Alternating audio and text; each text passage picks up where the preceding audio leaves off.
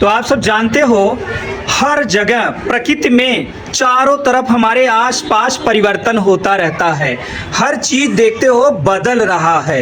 ये पानी देख रहे हो धीरे से यहाँ लगा है, चारों तरफ लगा है। बारिश का समय हो रहा है, कुछ दिनों में पानी पूरी तरीके से सूख जाता है। ये परिवर्तन ही तो है। गर्मी आ जा रही है, मौसम का परिवर्तन है, हर जगह परिवर्तन होता है। आखिर ये कितने प्रकार का परिवर्तन है, ये परिवर्तन कैसे होते हैं, तो आइए आज हम इसी पर चर्चा करते हैं। ये आज का चैप्टर है क्लास 7 भौतिक और रासायनिक परिवर्तन के विषय में चर्चा करेंगे। ठीक है, बताएंगे।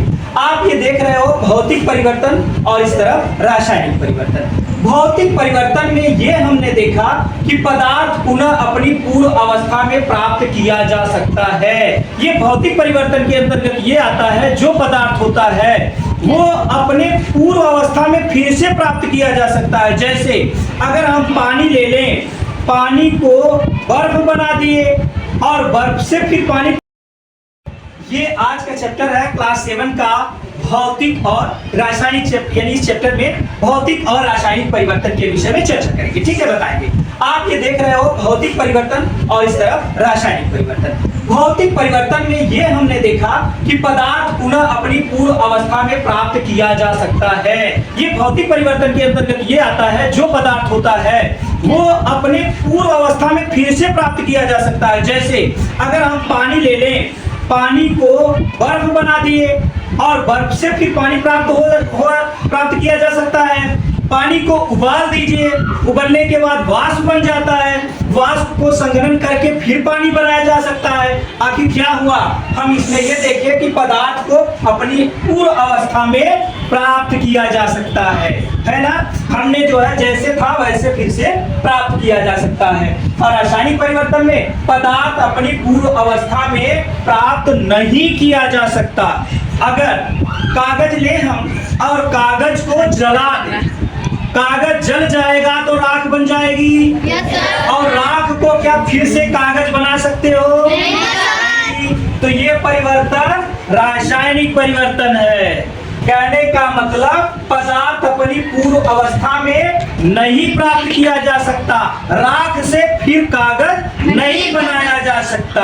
ओके, अब दूसरे पॉइंट की बात करें तो परिवर्तन के पश्चात कोई नया पदार्थ नहीं बनता। परिवर्तन के पश्चात जो है परिवर्तन तो हो गया। जैसे हम ये कहें मोम ले लें, मोम को गर्म करें तो पानी की तरह बन जाए, पिघल जाएगा। पिघल के लिक्विड हो गया, तरल बन गया। लेकिन वो तरल हो गया तो क्या वो नया पदार्थ बन गया? वो मोम ही रहेगी। हमने लोहे का छड़, लोहे का राड या लोहा लेके गर्म कर दिए, लाल हो गया वो, और बाद में ठंडा होने के बाद फिर वैसे ही हो जाएगा। तो क्या कहा जाए, परिवर्तन के पश्चात कोई अलग से नया पदार्थ नहीं बना, वो लोहा था तो लोहा ही रहेगा। ठीक है, इसमें क्या है, परिवर्तन के पश्चात नया पदार्थ बनता है। कहने का मतलब इसमें परिवर्तन होता है और नया पदार्थ बन जाता है। जैसे ये कहते हैं हम कि ये कागज की बात किए थे, कागज जल गया, कागज का टुकड़ा लिए जला दिए और जल गया तो क्या मिला? राख। कागज जलने के बाद क्या मिलता है? राख। अब राख नया पदार्थ हो गया ना।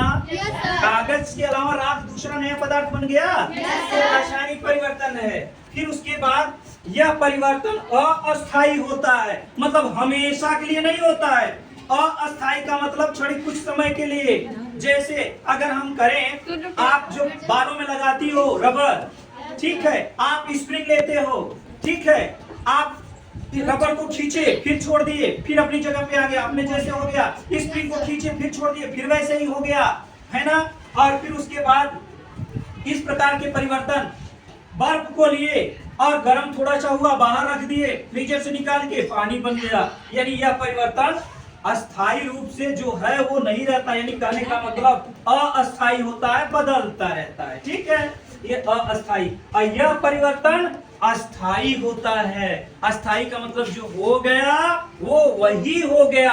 यह रासायनिक परिवर्तन के अंतर्गत ये परिवर्तन जो चेंज हो गया वो बदल ही गया। ठीक है, यह परिवर्तन अस्थाई होता है। कहने का मतलब जैसे हम एथिल अल्कोहल यानी क्रिया के फलस्वरूप शराब बनती है। शराब रासायनिक परिवर्तन है। एथिल अल्कोहल बन गई, शराब बन गई, तो वो शराब हो ही गई। अब वो दूसरे तरीके से फिर जिससे शराब बना है वो नहीं प्राप्त किया जा सकता।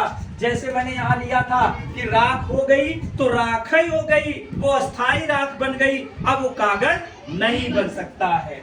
यहाँ क्या है, यह परिवर्तन के पश्चात रंग अवस्था में परिवर्तित हो जाता है। इसमें क्या है, भौतिक परिवर्तन में खूब बदलाव होता है, उसका रंग बदल गया। जैसे हमने कहा लोहे को गर्म करो, लाल हो जाता है।